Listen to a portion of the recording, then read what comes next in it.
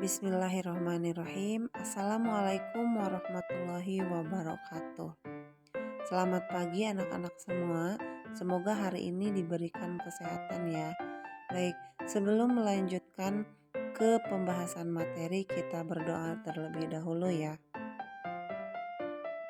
Berdoa selesai. Terima kasih. Perkenalkan, nama Ibu Fitri Lestari. Ibu pegang pelajaran Quran Al Hadis di kelas 1, 2, dan juga 3. Nah, selanjutnya Ibu di sini akan menjelaskan tentang bab 1 Al-Quran dan Hadis Pedoman Hidupku.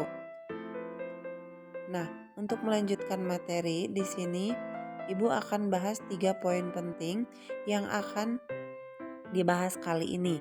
Yang pertama ada pengertian Al-Quran, ada fungsi Al-Quran, kemudian yang ketiga ada pengertian dari hadis. Nah, dari ketiga poin tersebut Ibu akan membahas ketiga poin yang sudah Ibu tulis tersebut. Disimak baik-baik ya, supaya kalian bisa mengerti, paham satu persatu apa itu Al-Quran, apa itu hadis, pengertiannya itu seperti apa. Sini ada pengertian Al-Quran.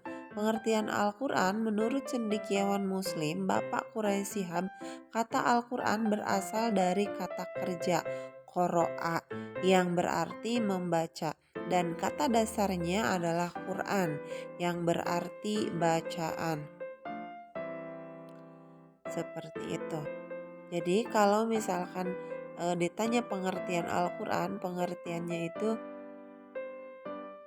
namanya sebuah bacaan gitu ya. Bacaan yang bisa kita dipahami, yang bisa kita mengerti tanpa harus tahu dulu asbab nuzulnya, tanpa tahu dulu artinya gitu ya. Nah, selanjutnya ada Al-Quran secara istilah.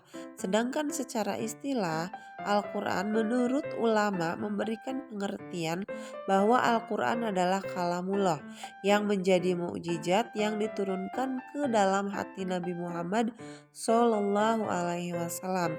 Ibu ucap Sallallahu Alaihi Wasallam, kalian lanjut baca Sallallahu Alaihi Wasallam. Terima kasih. Dan diriwayatkan kepada kita secara mutawatir, dan membacanya juga dinilai sebagai ibadah. Kalau dalam bahasa Arab itu al-muta'abadu bitilawatihi, walau ayatan al-muta'abadu bitilawatihi. Selanjutnya ada fungsi Al-Quran dalam Islam. Fungsi Al-Quran dalam Islam ini yang pertama sebagai sumber ajaran hukum Islam yang paling utama. Jadi ini sumber hukum utama dalam agama Islam. Selanjutnya sebagai konfirmasi dan informasi terhadap hal-hal yang tidak dapat diketahui oleh akal. Kemudian petunjuk hidup manusia ke jalan yang lurus tentang berbagai hal. Dan selanjutnya sebagai mengontrol dan pengoreksi terhadap ajaran-ajaran masa lalu, yaitu kitab Taurat, Injil, dan juga kitab Zabur. Selanjutnya di sini ada pengertian hadis. Secara bahasa, hadis artinya baru, tidak lama, ucapan, pembicaraan, cerita.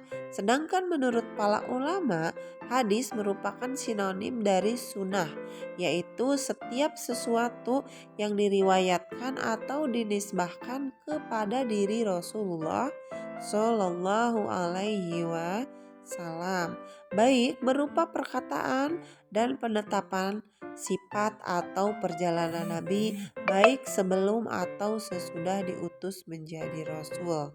Seperti itu. Selanjutnya ada fungsi hadis terhadap Al-Quran. Fungsinya apa saja? Fungsinya yang pertama mengukuhkan hukum yang sudah ada dalam Al-Quran. Yang kedua memerinci ayat Al-Quran yang mujmal. Mujmal itu artinya masih umum. Selanjutnya menetapkan hukum yang belum terdapat dalam Al-Quran. Dan yang terakhir membatasi keumuman dalam Al-Quran. Jadi intinya kalau misalkan ayat dalam Al-Quran itu masih umum gitu ya, kemudian diperjelas lagi dalam Al-Hadis, supaya bisa lebih khusus, supaya bisa lebih spesifik seperti itu. Nah, selanjutnya di sini ada kesimpulan. Jadi dari sekian pemaparan yang Ibu paparkan tadi, kesimpulannya kita hari ini bisa memahami apa itu arti Al-Quran, fungsi Al-Quran, kemudian pengertian hadis, dan juga fungsi dari hadis terhadap Al-Quran. Seperti itu ya. Ibu rasa kalian sudah paham. Kalau ada yang belum paham boleh acungkan tangan. Baik, berarti kalian sudah mengerti semuanya ya. Terima kasih. Terima kasih sudah menyimak dari awal sampai akhir. Nah, untuk pelajaran Quran dan hadis hari ini Ibu cukupkan sekian.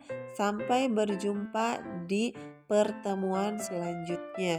Mudah-mudahan kita diberikan kesehatan, rezeki yang berlimpah, diberikan panjang umur dan juga berkah dalam umurnya ya. Amin Allahumma amin. Nah, untuk materi-materi selanjutnya dipersiapkan. Materi selanjutnya masih tentang eh, pengertian hadis, cuman lebih lebih spesifik lagi gitu ya. Jadi dipersiapkan dari sekarang.